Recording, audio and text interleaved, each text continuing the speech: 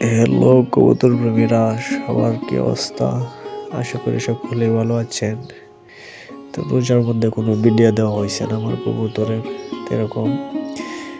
তো আজকে ভাবলাম একটা ভিডিও করি। এই যে একটা পায়রা দেখতেছেন, ওইটা এক্সট্রা একটা পায়রা, কোনটার সাথে মিলাইলেও ওইটা বেশি দিন থাকে না, ঠিক আছে? ওইটা খুবই শয়তান একটা পায়রা। তো আমি এভাবে কবুতর পালি। আমার কবুতরের ঘরটা দেখতেছেন, ওইটার মধ্যে আছে 15-17 জোড়া কবুতর। তো আপনারা কীভাবে পালেন ওইটা জানি না।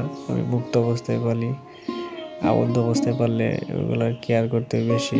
ওইভাবে একবার ছাড়লেই হয়, খাবার ওরা নিজেরাই খেয়ে নেয়, এত বাদ দেওয়া লাগে না। তো প্রতি মাসে মাসে আমার কবুতর বাচ্চা দিতেছে, ঠিক আছে, মিস হয় না। তো সকালে ঘুম থেকে ওইটা খাবার দিলাম, কতগুলো আসলো, আবার কতগুলো অন্য জায়গায় চলে গেছে খাবার খাওয়ার জন্য। এই সবগুলো আমার দেশি কবুতর, অনেকগুলো আছে ক্রসে আর দেশি মিলায়া, মানে এগুলোতে লাভ বেশি মনে হয়, মাসে মাসে বাচ্চাদের মিস হয় না। আর আমাদের গ্রাম অঞ্চলে আমার দেশি কবুতর চলে বেশি। দেখেন, এক কুফে বাচ্চা তুলছে 4টা, তো 4টা ডিম দিয়েছিলাম। আরেক কবুতরে 2টা ডিম দিয়েছিলাম, পরে 4টাই তুলছে। এখন বাচ্চা হয়ে গেছে ছোটো ছোটো, খাবার 2 কবুতরে 4টা কবুতরে পালতে পারে না, খাবার শর্ট হয়।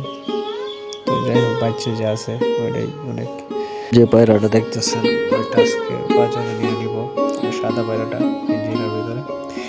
ওইটার কোনো পায়ই নাই, তো এক্সট্রা কবুতর আমি রাখবো না, নিয়োগ করছি।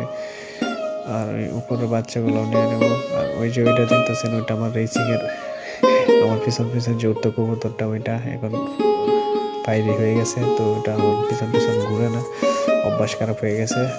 এটা বয়স হয়েছে, অ্যাডাল্ট হয়েছে, এখন একটা পায়রার কাছে চলে যায়, আমি আটকে রাখতে পারি না।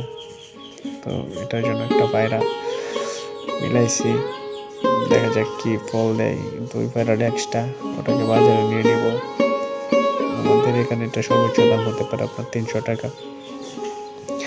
দেখেন, এক কূপে 4টা বাচ্চা। তো আমার কবুতরগুলা মোটামুটি দেখালাম আপনাদের কাছে। ভিডিওটি ভালো লাগলে অবশ্যই আমার চ্যানেলটি সাবস্ক্রাইব করে দিবেন। ধন্যবাদ আপনাদের।